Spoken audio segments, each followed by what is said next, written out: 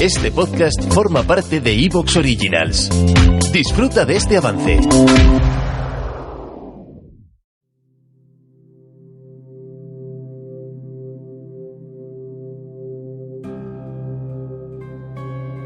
Ha llegado ya la última noche del año, estamos en Nochevieja, un día especial, un día en el cual quizá estás haciendo los canapés, estás preparando la cena, dame uno, dame ahí, tal para acá. O quizá estás ya, después de las campanadas, escuchando Roma Eterna, porque también quiero acompañarte hoy, en este día tan especial, en esta noche de Nochevieja, donde ya el año queda atrás, el 2023 ya se ha ido, míralo cómo está ahí atrás, y empieza un nuevo año 2024, en el que espero que tanto a ti como a los tuyos os vaya genial. Espero que para mí también. El año pasado fue, en lo profesional, muy bueno, pero en lo personal, tremendo giro de guión. Maldito bastardo, el guionista de mi vida, porque madre mía, vaya final. Así que yo no me voy a extender mucho más. Simplemente deseo que lo pases lo mejor posible durante la noche de hoy, que escuches Roma Eterna o que disfrutes. Igual escuchas esto ya en Año Nuevo, día 1. Por lo pronto yo te felicito el año, feliz año 2024, y nosotros vamos a lo nuestro, a continuar con las cositas romanas, y lo hacemos empezando ya el capítulo 3 del libro tercero de los hechos y dichos memorables de Valerio Máximo.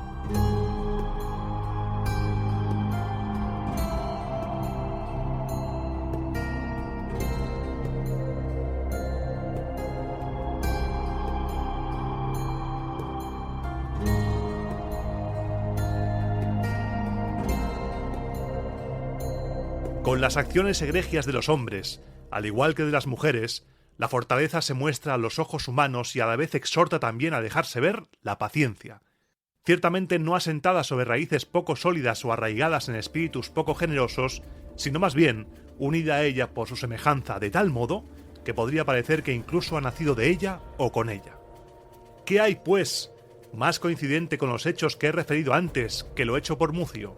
Como llevar a mal que Porsena, el rey de los etruscos, atacara nuestra ciudad con una guerra larga y duradera, Mucio, ciñéndose la espada, penetró a escondidas en su campamento e intentó darle muerte cuando estaba celebrando un sacrificio ante el altar. Por lo demás, apresado cuando estaba a punto de llevar a cabo su acción piadosa a la vez que valiente, no ocultó el motivo de su presencia allí y dio muestras de su capacidad de sufrimiento con una paciencia admirable. Según creo, por odio a su mano diestra, porque no había sido capaz de cumplir con el deber de dar muerte al rey, la puso sobre el fuego y soportó que se la quemaran por completo. Seguramente, los dioses inmortales no presenciaron nunca ante sus altares con ojos tan atentos un sacrificio semejante. Y obligó al mismísimo Porsena, olvidándose del peligro que había corrido, a convertir en admiración la venganza, pues le dijo: «Regresa junto a los tuyos, Mucio, y diles que tú, aunque intentabas darme muerte, has logrado que te perdone la vida». Y Mucio, sin adular la clemencia de Porsena, más triste porque Porsena seguía vivo que feliz por su propia salvación, regresó a la ciudad con el sobrenombre eternamente glorioso de Escévola, el zurdo. También fue plausible el valor de Pompeyo, quien, como embajador, interceptado por el rey Gencio, al ordenársele que expusiese las decisiones del Senado, acercó un dedo a una lucerna encendida para que se lo quemaran. Con esta muestra de sufrimiento hizo desesperar al rey de sacarle cualquier información a base de tormentos, a la vez que le infundió un gran deseo de establecer vínculos de amistad con el pueblo romano.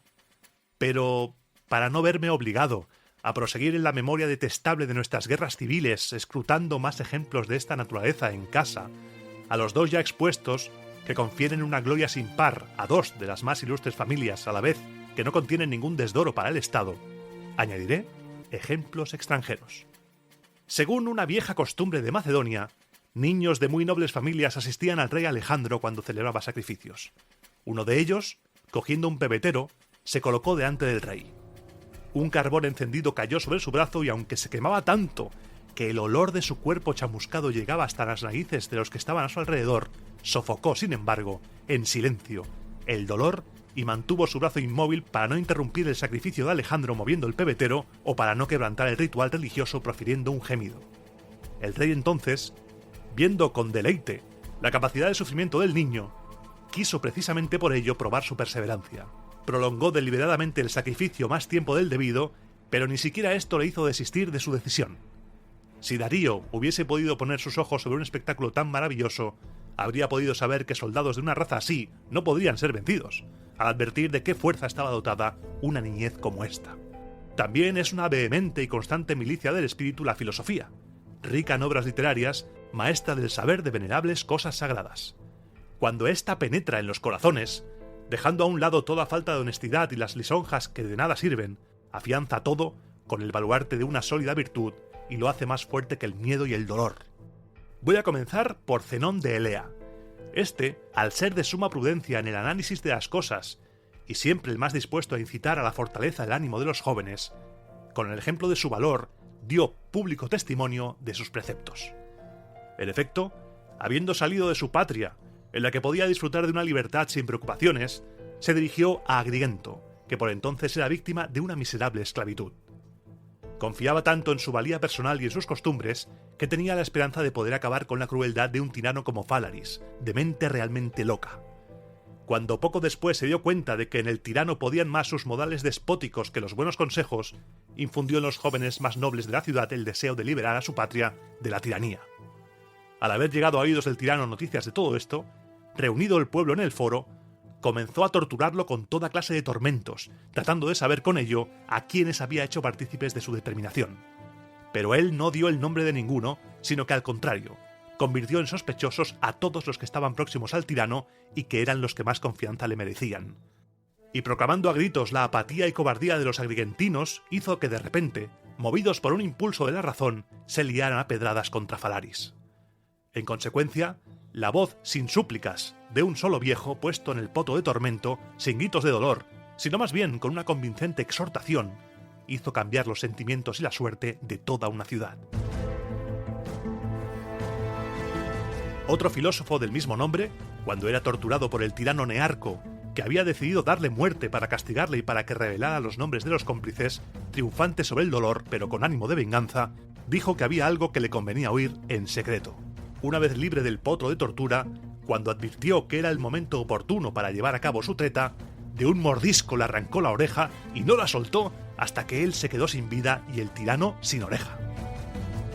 Émulo de semejante capacidad de sufrimiento, Anaxarco, filósofo seguidor de Demócrito que acompañó a Alejandro en la expedición de Oriente, cuando era torturado por Nicocreonte, el tirano de Chipre, quien no podía impedir por ningún medio que a su vez él torturase al tirano con el azote de los insultos más mordaces, al que le amenazaba con cortarle la lengua le dijo: «Joven afeminado, esa parte de mi cuerpo no estará en tu poder». Y al punto, arrancándose la lengua con los dientes y masticándola, se la escupió a la cara, dejando bien clara su ira. Aquella lengua había dejado atónitos y llenos de admiración los oídos de muchos, especialmente al rey Alejandro, cuando expuso sabiamente y con gran claridad las particulares de la Tierra, las características del mar, las órbitas de los astros y, en suma, la naturaleza del mundo. Y murió casi con más gloria aún que vivió, porque con un final tan valiente confirmó la doctrina de su actividad profesional que no solo abandonó con la vida, sino que hizo más ilustre con su muerte. El tirano Jerónimo también fatigó en vano las manos de los torturadores en la persona del muy prestigioso Teódoto. Rompieron sobre él las varas, despedazaron las mancuernas, descoyuntaron el potro, apagaron sobre él las planchas encendidas, sin lograr que diera nombres de los cómplices de tiranicidio. Más aún, al hombre de confianza del tirano en el que recaía, como si de un gozne se tratara, la parte más cruel de la tiranía, acusándolo falsamente, lo apartó de la confianza que en él tenía el tirano, y con su capacidad de sufrimiento, no solo logró mantener el secreto, sino que vengó, además, su tormento. De esta manera, mientras Jerónimo laceraba cruelmente a su enemigo, perdió sin motivos a un amigo. Se cree que entre los indios el ejercicio de la paciencia se practica tan obstinadamente que hay quienes pasan toda su vida desnudos, unas veces fortaleciendo su cuerpo con el riguroso frío del monte Cáucaso y otras exponiéndolo a las llamas sin que se les escape un quejido. Y estos, con el desprecio del dolor, consiguen no poca gloria y el título de sabios. Estos ejemplos han emanado de corazones grandes y eruditos. El que sigue, no menos admirable, nos lo proporciona un simple esclavo. Un esclavo bárbaro, tomándose muy a mal que Asdrúbal había dado muerte a su amo, abalanzándose sobre él súbitamente, lo mató. Tras ser capturado y sufrir toda clase de tormentos, mantuvo en su semblante la alegría que le había proporcionado su venganza. Y es que la virtud tiene un acceso nada fastidioso. Sus puertas están abiertas a las almas valientes y proporciona una fuente de alimento abundante o escasa, sin distinción de clases sociales. Está por igual a disposición de todos y valora en más qué deseos tienes de ella que la dignidad que aportas, y a la hora de tomar sus bienes, deja que seas tú mismo quien los sopese, para que te lleves contigo cuanto tu alma sea capaz de soportar. De todo ello resulta que incluso los de cuna humilde pueden alcanzar la más alta dignidad, y que los nacidos de familias que cuentan con un buen número de antepasados ilustres, caídos en algún deshonor, convierten en tinieblas la luz del prestigio recibido de sus mayores. Todo esto se aprecia mucho mejor con sus ejemplos, y de ellos voy a hablar antes de nada, especialmente de aquellos cuyo cambio a un estado mejor proporciona una materia espléndida para el relato. Y vamos al capítulo 4, sobre aquellos que, de origen humilde, llegaron a ser ilustres. Una rústica choza fue la cuna de Tulo Hostilio. Su adolescencia la pasó apacentando rebaños. En su madurez dirigió los destinos de Roma y duplicó su poder, su vejez excedente, y a su muerte resplandeció en el pedestal más alto de la majestad.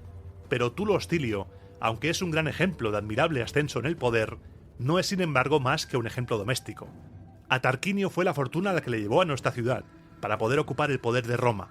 Extranjero porque nació en Corinto, porque era hijo de un mercader y hasta podría ponerse rojo de vergüenza por haber nacido además cuando su padre era un exiliado.